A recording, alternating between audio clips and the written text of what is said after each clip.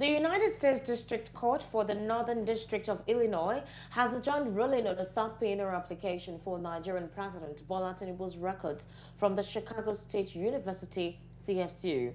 The adjournment came on Tuesday after the CSU said it was not in a position to confirm the certificate Tinubu submitted to the Nigeria's Electoral Commission, which is INEC. Now, according to the report before Judge Jeffrey Gilbert in Chicago, the lawyer Michael Hayes categorically stated that the school was not in a position to authenticate Tinubu's certificate as either fake or genuine. In a related election matter, renowned Nobel laureate says the leadership of the Labour Party knew that Peterobi, the presidential candidate, lost the February 25 election. Well, the Soyinka accused the leadership of the opposition party of trying to force a lie on Nigerians, especially youth, that Obi won the election. The Nobel laureate also made that disclosure recently during a particular event in South Africa. Now, joining me right here in the studio to help make sense of this is Barrister Evans Ufeli. And of course, joining us virtually will be Eze Oluche, who is also a legal practitioner. Barrister Evans Ufeli, good morning and welcome to VAP this morning. Thank you, good morning. Oh, we have had this debacle, this back and forth about this particular CSU certificate. I knew on previous programs we've talked about this. Yes. Recall the last time we had a conversation, Atiku Abubakar immediately after the tribunal gave its verdict, decided to write to CSU, that is that to ask for the president's certificate, saying that he needed that particular document to tender it as an evidence, within the 14-day window. And they sat 2 days ago, and the school's lawyer is stating that he has no idea to determine if this particular certificate is genuine or fake.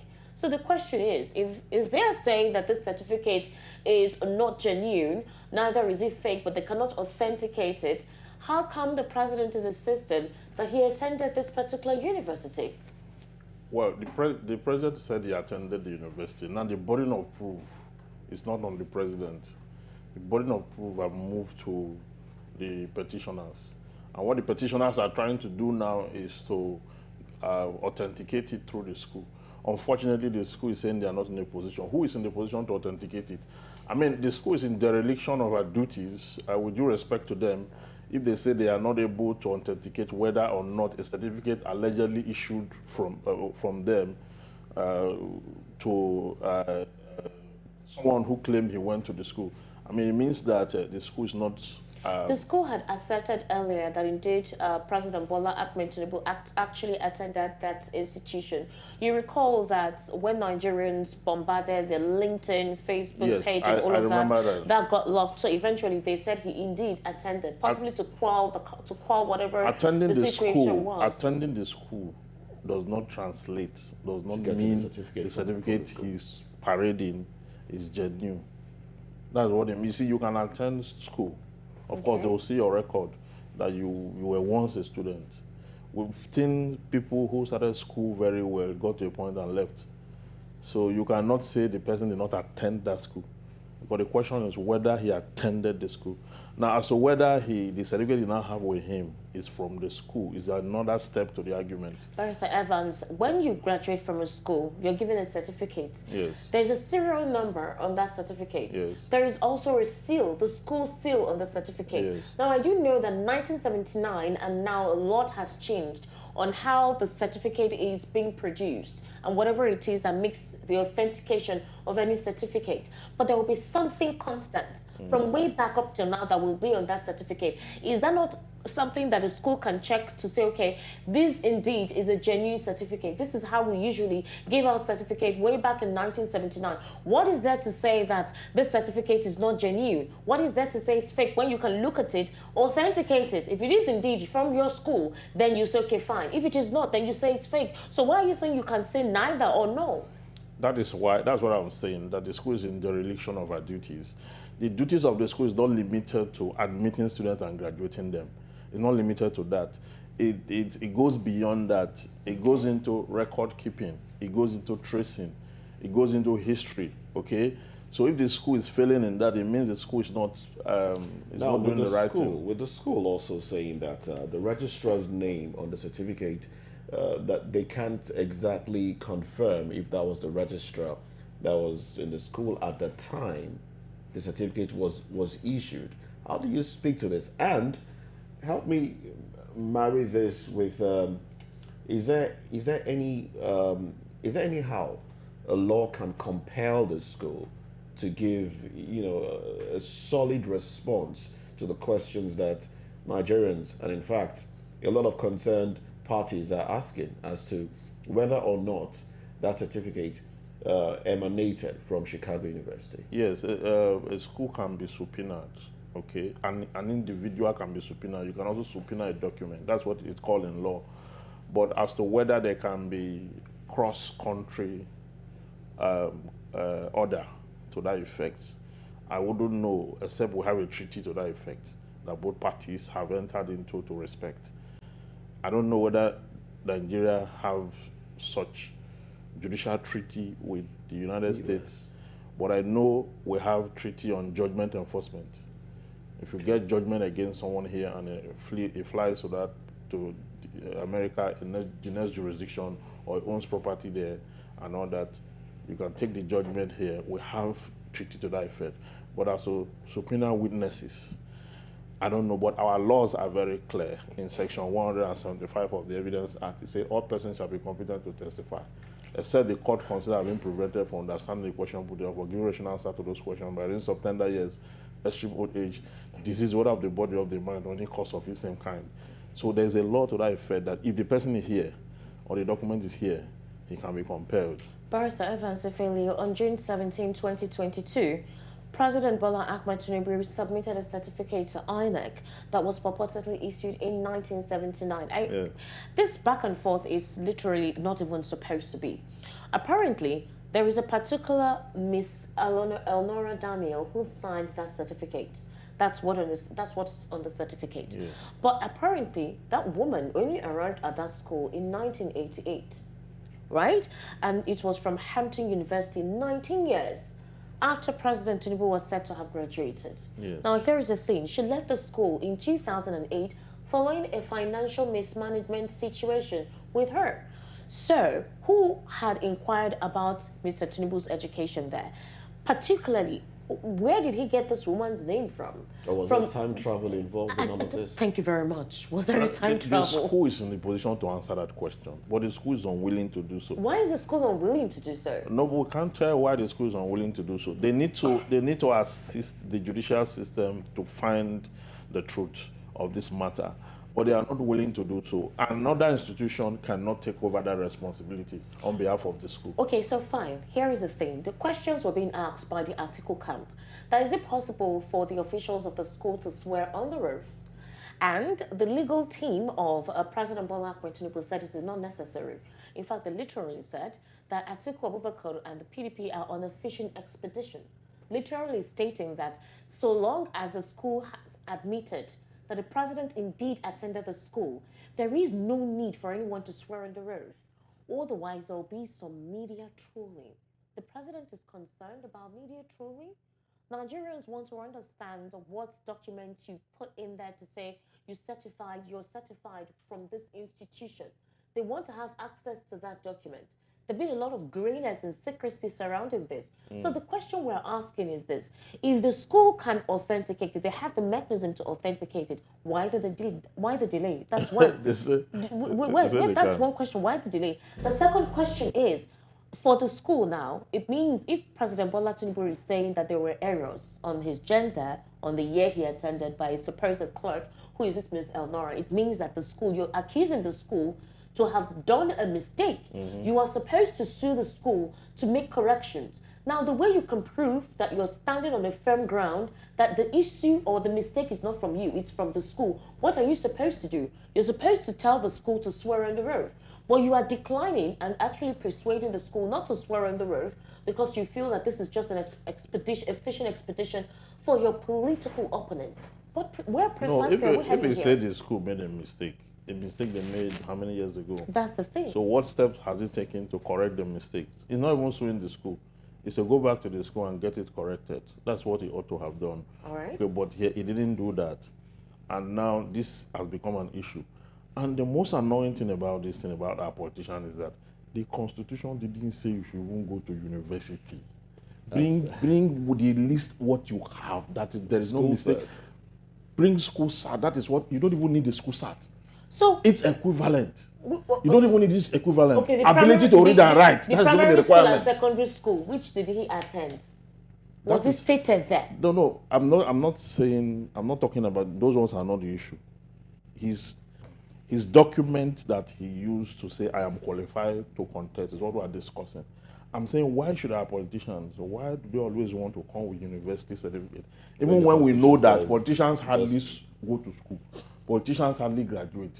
There is no politician you will find that have a result in this country. You know, they are always not having results. That's a The tough- worst of that's a us are tough- leading us. That's a tough allegation. It's a tough allegation. I know it's generalization. I know it's generalization, but there's a reason I'm doing that.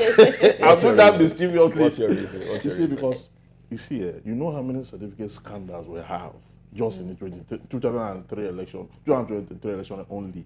If you look at the history from 1999 till date, it has been from one certificate issue to another. But they hardly complete school. They hardly do that. So we know these things. So bring the primary, what do you call it, the secondary school, or use the alternative. And have the people vote you in. Yes, And then you'll be in. that's fine, but they will not. They will go and bring, they want to show that they went to university when it's not even a requirement. Why should I prove I went to university when it's not a requirement? I can bring any of those small documents I have and use it instead of running into all this. But when you know that there's no time you ever finish or go to school proper. All right, I think we have Barrister Eze Eluche joining us virtually. Okay, so we've lost connection with him. Now there's another issue here now. We're also looking at Wole Soyinka making a comment, but stating that the Labour Party was aware that peterobi categorically lost the election, and they were trying to sell a lie to Nigerians, insisting that he won. Now, from the elections, from the results stated that he came third.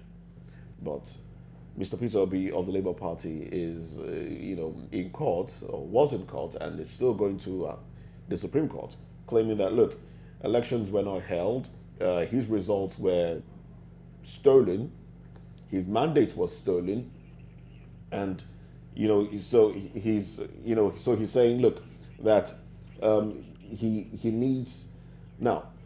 When Soyinka is saying, look, they know that he lost. That's the point I'm trying to make here. Okay. They know that he lost. He can't be saying that. I mean, I saw that story in the news, and I was wondering, how did he come to that conclusion? Why would you say that the leadership of the LP know that he lost? So why did they go to court? It's not to sell any lie. The truth is that they have a case. How be it that they have not proven it yet? They have a case. The burden. I wish some of these our intellectuals understand a little bit of the law. You see, law is about evidence, and when you have an INEC that is mischievous, the devil is in the detail. So you are not able. At the same manner that was not even reprimanded by the court and the rest of that. So the burden of proof is heavy because you have to dismantle the fact that there was substantial non-compliance with the Electoral Act. The requirements is not even substantial non-compliance. The requirement is that the substantial non-compliance must affect the outcome. And how do you even prove irregularity? You have to do it by polling unit by polling unit, state by state. You understand? Which the LP have not done. Because 21 days within which to file process, front load witnesses, it's not enough. Let's tell ourselves the truth. It's not enough to get enough evidence to ground your claim. So it's the that is why. now. That is why we say that fix the electoral system, because if somebody does GPT or Wuru and clinch victory, it is tough for the adverse party to knock it off in the court, because the court is not looking at even if the court saw you rigging, there's a 3 or 4 contender, and the court saw me rigging this election, and you two brought the case to court, and the court will not say, you are saying that you saw me rigged. The court will not say, yes, we saw him too. The court will ask you to prove it. The All court right. will shut it, I ask you to prove it. When you are unable to prove it, the court will resolve it in favor of the other. That's what happened. All right, we actually have joining us virtually Barrister Eze Eluche. Barrister Eze Eluche, good morning and welcome to VOP this morning. Kindly unmute your mic on your device so we can hear you. Barrister Eze Eluche with us. All right, we'll try to reestablish connection with him. I want to take you back to April. That was last year, precisely. Yes, April last year, April 7 last year, where there was a debacle between the Labour Party supporters and Wole Soyinka. Now, at the moment, he complained that the Labour Party supporters do not like to get constructive criticism. He went further to give a lot of statements where he even said that what Baba Dati Ahmed, the statement he made at the time, were fascistic language. He faulted the remarks by Dati Baba Ahmed, the vice presidential candidate of the Labour Party. Now, he said that the country has no president-elect despite the Independent National Electoral Commission announcing Bola Tinubu of the All Progressives Congress as the winner of the election. Now, this was after we had done the election at the time. Then you do know the supporters that thronged his page. There were a lot of comments about his personality. Go back to the statement that he made in Stellenbosch in South Africa. He said that for the Labour Party, that they are selling a lie, a false narrative that they won the election. He asked the question, how are they certain that they won the election? You are selling a lie to people, especially to the youth, giving them a false hope. That's the story he's actually putting out there. And when he was making that statement in South Africa, reacting to the vice president's comment way back last year, that's what elicited his response. He warned that when he invaded a radio station in Ibadan in 1965, he had facts. He had reasons to prove why he invaded that radio station. But that for the Labour Party, what fact do they have? He said that he was not relying on third-hand information about the result of the 1965 regional election. So he says the Labour Party is taking over the organized movement in the build-up to the 2023 election. They took over organized movement in the build-up to the 2023 election. He even alleged that the impending strike that the NLC wants to go ahead with is as a recourse to peterobi, the Labour Party itself. So the question now is, he has made several allegations in this statement at the event he attended. And what kind of facts does he have to have made these statements that he made? Because he compared what he did in 1965, that there were facts. He didn't rely on third-hand information, compared with what is currently ongoing with the Labour Party and their reaction to the tribunal's judgment. The professor also have read the petition of the Labour Party. You see, in the petition, they are not asking wholesomely that they won the election. They are saying that that election was characterized with so many irregularities. Okay, that's why if you see the prayers, they first of all assert themselves that with the way the votes were manipulated, they originally won and the court should declare them so. Or in the alternative, you see the alternative prayers, okay, given the fact that you have the following issues of disqualification. Can you say that was not a fact? The issues of it was fined in the US, is that not a fact? So why were they defending it if it's not factual? Okay, why the adverse party defend it? Okay, those were facts. So you cannot say that they don't have facts and that the leadership, they are aware that was it not true that they did not upload the results and to the RF portal? Was that not true? They admitted, even INEC admitted that they did not. Okay, so those are admissions. So you cannot say there were no facts. There are facts, it's just that the facts available, part of them were knocked off by litigation and part of them were not proven. If he speaks that way, I will align with him. But to dismiss in its entirety and say the leadership, they are aware that LP lost No. Epicani lost the election. No, that cannot be true, because we were all witnesses to what happened. It's not long ago that this thing happened. If it were to be a long time ago, they would say the youth, they are saying all this because they were not born then. But now we witness it, we saw it firsthand. So we can I want to read assess. out. I want to read out a statement he made. He said, "This recent election, two things happened. First of all, one party took over the Labour movement, which is not my favorite movement, and then it became a regional party." He also said, "I can say categorically that Peter Obi's party came third, not even second, and the leadership knew it, but they want to do what we call in Yoruba, Bajue, that is force of lies." Those are further explanation to the falsehood that the professor is talking about. By the way, Prof is someone I know one-on-one, and I'm surprised these things are coming from him. Very surprised, because as a child, we had followed Prof's books. We read, there's nothing he has written that I've not read. Nothing. Okay? So is our fortitude, but not in this light. Perhaps he should suspend comments on politics. He's not getting this one right. He made a lot of outrageous statements. They are inflammatory. And this is a case that you know that judgment had just been delivered. Is he relitigating the case? Or because 14 days from now, this case will become sub judice again. This is the only window anybody have to talk, to make this kind of conclusions. All right. You cannot make some conclusion when the case goes back to the court. Barrister Luche, good morning and welcome to VOP this morning. Yeah, good morning. Thank you for having me. Thank you for joining us. We've been actually expecting you to join us. So far, we've been having the conversation concerning the president's certificate debacle.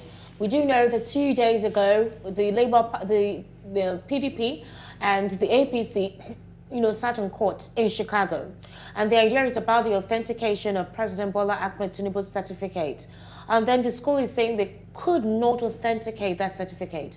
We actually had Barrister Evans Ufeli here when we're asking a question, why is it difficult for the school to authenticate the certificate? The president said that certificate was signed by one Elnora lady, Elnora Daniels, in 1979. Meanwhile, Elnora Daniels was actually in 2008 when she entered the school, and she was coming from a different school. So there's a lot of contradictions to that particular certificate. What's your take on that? Well, my take is that the school is doing its best to avoid their principal officers going to jail in the United States of America for fraud and perjury. That is just basically what they're trying to do. No school will tell you that it's difficult to authenticate their certificates, but they're trying to be very careful because they're looking at a very long spell in prison terms if they continue in that route. The fact is that it is most unfortunate that Mr. Bola Tinubu continues to bestride the polity as the president when fundamentals of his humanity, of his existence are still being questioned. He goes to Dubai, goes to India, and pretends to be the president, whilst even his colleagues who are there with him are seeing through. They are hearing this rot going on. So it's unfortunate. I want to take you back. Did you say he pretends to be the president? No, he purports. Yes, I mean, pretends in the sense that the fact is he's still being litigated.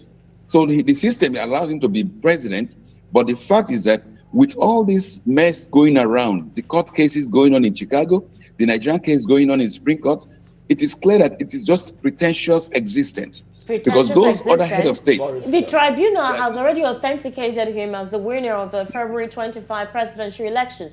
The opposition political parties have headed into the Supreme Court. So how is he posturing? No, it is posturing in the sense that in the political scene, when you go to meet your colleague head of states, they have already intel, that's intelligence from both their embassies in Nigeria and elsewhere. And they are seeing through the man who is saying he's Nigerian president.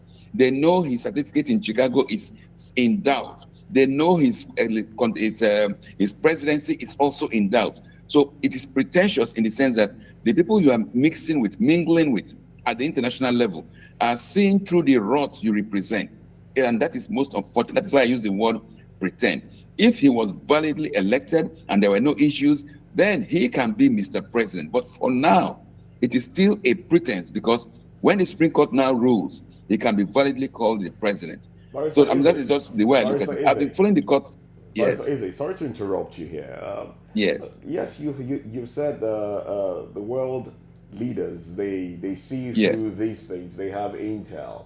But the Yes. president went to India and was able to secure $14 billion from, attending the summit there in India. And world leaders were also in attendance at that summit. Is this not to say that they have embraced him as a colleague of theirs, so to speak?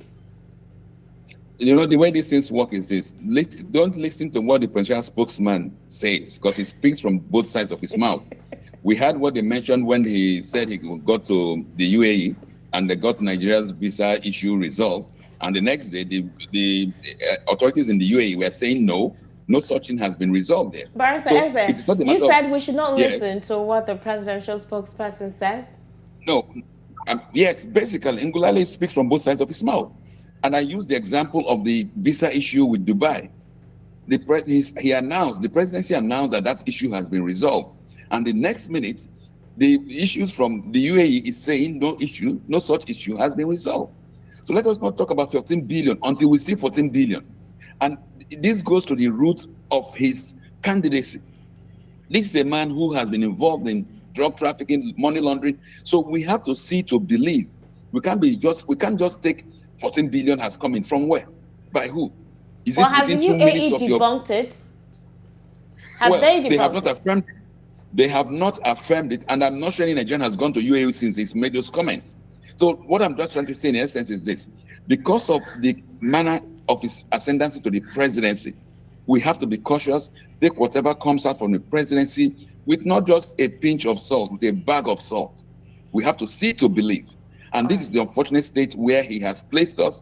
And when I say he, where the Tinubu presidency has placed us by virtue of the fact of the irregularity in his ascendancy to the presidency. Barrister Eze, was it compulsory for the president to have tendered that particular certificate? If the minimum certificate required is your school certificate, why did you tender a particular certificate that has this kind of controversy? Good, it was not. I mean, but the fact is, if he did tender it as a governorship candidate, and he continued to tender it, he felt like continuing what he was doing. And he didn't know that there was this level of resistance and this level of inquiry to ensure that everything is proper this time around. So he mistook it.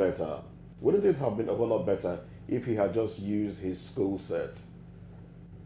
Well, Providence has a way of exposing people. So maybe this is the way Providence is trying to expose him. You said something that was the same certificate he tendered while he was a governor, or while he was running as a governor of Lagos State. And at the time, there was not a lot of digging that was done into the certification that he tendered.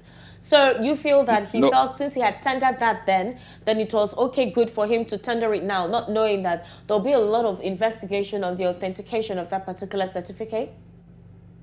No, there was a lot of digging. It was done only by one man, by Gani Fahimi, late Gani Fahimi. Gani Fahimi went to court to establish this fact, and Gani Fahimi was threatened, he was harassed, his car was stoned at the Lagos High Court and broken in his efforts to unravel this issue. But unfortunately for Mr. Tinubu now, those who are out to dig out these facts are far bigger and far stronger, and they can match him whatever he brings on them. That is why it is still a recurring issue. But I want to address what the man in the studio had said earlier with regards to the litigation process. He had said that the 21 days was not enough. I said, no, it is more than enough. Because we could have, if other countries in Kenya that have similar common law like us, they are able to achieve all this within a month. They finish their whole processes. So the Nigerian case is special because it is rigged in favor of whoever is the incumbent. But it is possible to adjudicate justice within a very short period of time. So it can be done, but Nigerian system is rigged in favor of the incumbent. That is what is going on in Nigeria for now. All right, Barrister Eze, we were also talking about Wole Soyinka at a particular outing in South Africa's Stellenbosch, where he made some allegations against the Labour Party's presidential candidate, Peterobi. He said that Peterobi is selling a lie, especially to the young persons. In fact, he says that there is no how he would claim that Labour Party did not come third. That the Labour Party saying they won is an absolute lie and they should stop spreading the lie. In fact, he said that he's alleging that the Labour Party attempted to mobilize young people to protest against the outcome of the election on the banner of lies and deceit.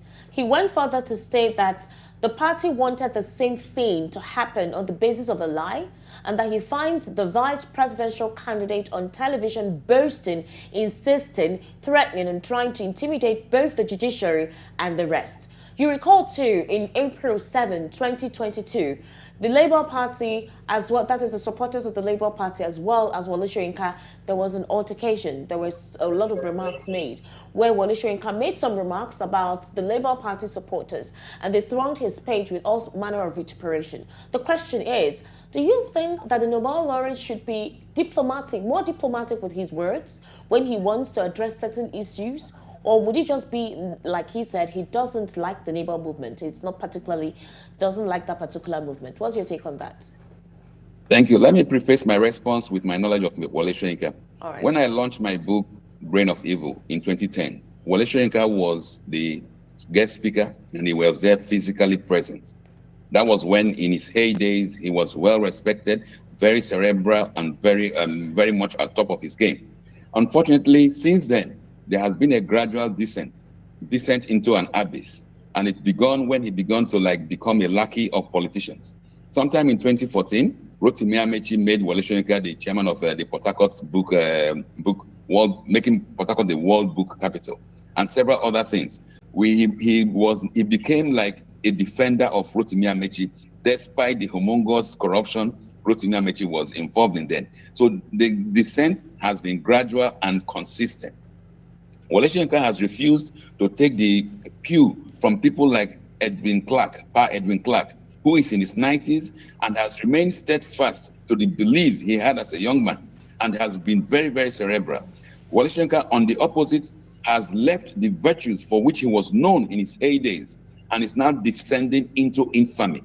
It is not surprising that in all the atrocities committed during the election period, Wole Soyinka did not utter a single word in condemnation of the atrocities, the violence, the ethnic jingoism that took place during the election.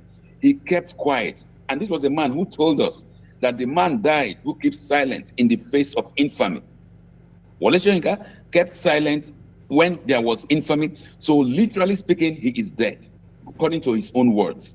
Now, the words he used to describe the elections that we are all witnesses to only further give credence that indeed this man spiritually, morally, and intellectually is dead. He might be alive physically, but in terms of the Wole Soyinka we all knew, we respected in the past, this man is no longer existing. For him to have said that the elections were lost after all somebody came third, despite all the evidence that is available to Nigerians, that even INEC's affirmation that INEC messed up big time shows that Wole Soyinka has lost his track and perhaps approaching senility. But because of his use of grammar, he's able to mask the reality of his dissent. That does not mean he's not descending. Barrister Eze, that is your perception, all right? That's basically your expression on that. All I am saying here, just like Wole Soyinka expressed, are his opinion. I am simply stating my opinion and not that of VOP. So in my opinion, Mr. Wole Soyinka is descending at a very gradual, very Are you saying he's pace. Descending because he made possibly contradictory statements or opposing statements or coming from an opposition view to the Labour Party and the obedient movement? Could it be that why you're making this statement? No. If you notice, I started from 2014, from what he did in 2010. I showed you there was a gradual descent to hobnobbing with corruption, hobnobbing with corrupt politicians. So it is not a sudden issue. It has been a consistent path he's been on. So this is just one more issue, one more symptom, or one more exhibition of that descent. And I'm sure if he's not curtailed, if his handlers don't rein him in, Wole Soyinka will do more and more of such dissent. And we hope for his own sake, for the respect we have for him, that he doesn't continue on that path. Thank you very much, Barrister Eze.